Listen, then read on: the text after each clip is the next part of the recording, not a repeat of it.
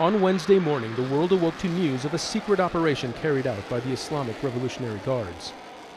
From a launch site in Iran's central desert, it successfully used a two-stage rocket to put its first military satellite in space. The Noor, or Light, is now 425 kilometers above us, orbiting Earth. The head of the Revolutionary Guards says it gives Iran's military new strategic advantages.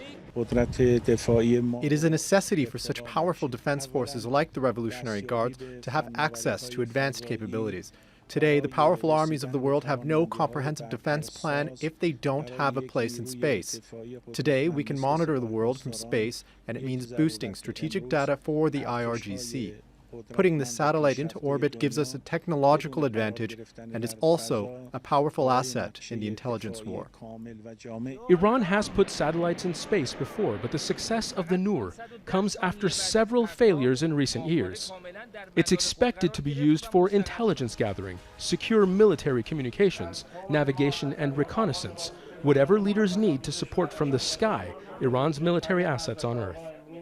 And the satellite isn't the day's only technological development. The difference between this satellite and previous ones is that its propulsion uses a combined solid and liquid fuel.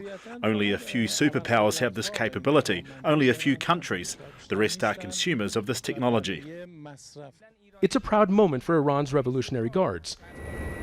The group suffered a major setback to its reputation after the accidental shoot-down in January of Ukraine International Airlines Flight 752. All 176 people on board were killed. Since the beginning of the 21st century, Iran, despite diplomatic and economic isolation, has managed to develop the technology necessary to elbow its way into an elite club, along with rivals like the United States and Israel, as well as allies like Russia, China, India. Iran is one of only a dozen countries in the world with the homegrown rocket technology to launch its own satellites into space. Zain Basravi, Al Jazeera, Tehran. Let's go over to our White House correspondent, Kimberly Halkett. Let's start, first of all, Kimberly, with the U.S. president's threat to start shooting at Iranian boats. What is the U.S. Navy saying about that? Will they now escalate any difficult situations straight to the use of deadly force?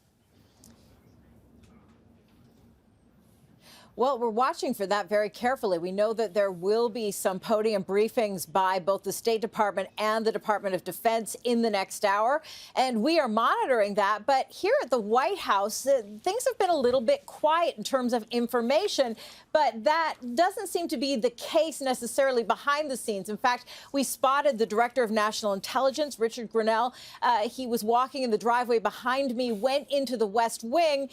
We can only presume that there are some meetings going on where this is a topic of discussion. But again, none of this has been confirmed from the White House. The only messaging we've had so far is from the U.S. president on Twitter.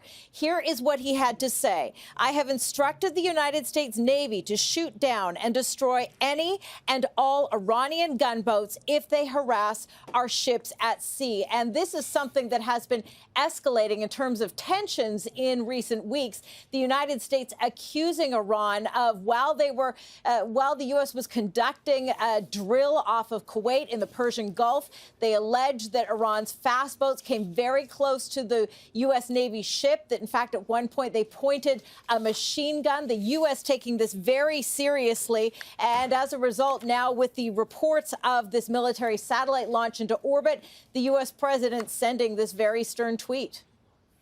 Kimberly, as we're talking right now, I've just heard that that Mike Pompeo has been saying the U.S. will hold Iran accountable for the satellite launch. The question is how?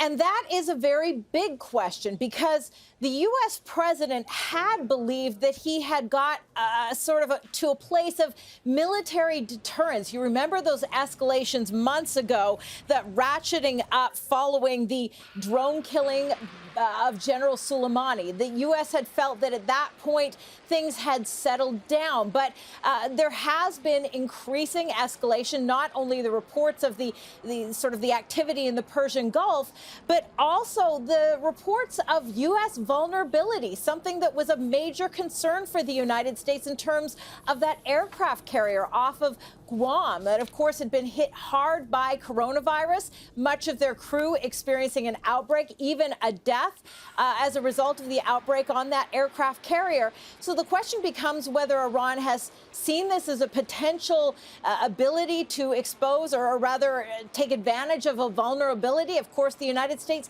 very hard hit by coronavirus and grappling with that. And what's become clear is in the midst of all of this, even in the midst of a pandemic, these military rivalries are continuing.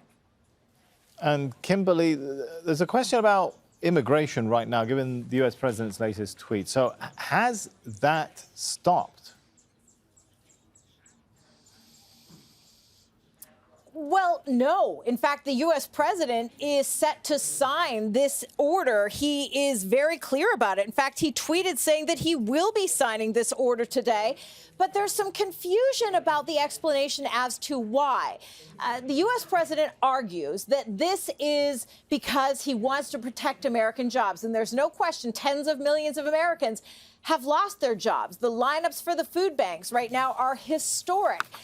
But at the same time, the president's only stopped or put a pause for 60 days on those who want to become permanent residents or citizens. He says he doesn't want to overwhelm not just jobs, but also the medical resources as the United States fights this pandemic. But what hasn't been stopped are some of the visas for farm workers or visas for some of the more highly skilled workers.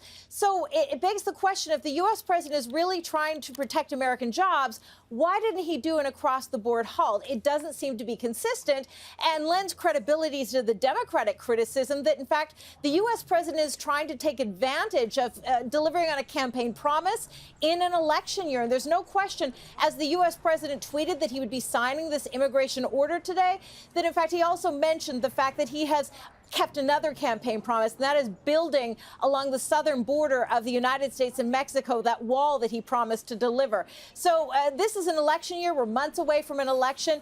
The U.S. president insists this is about protecting American jobs, American public health, but many are questioning those motivations. All right, thanks so much. Kimberly Halkett there.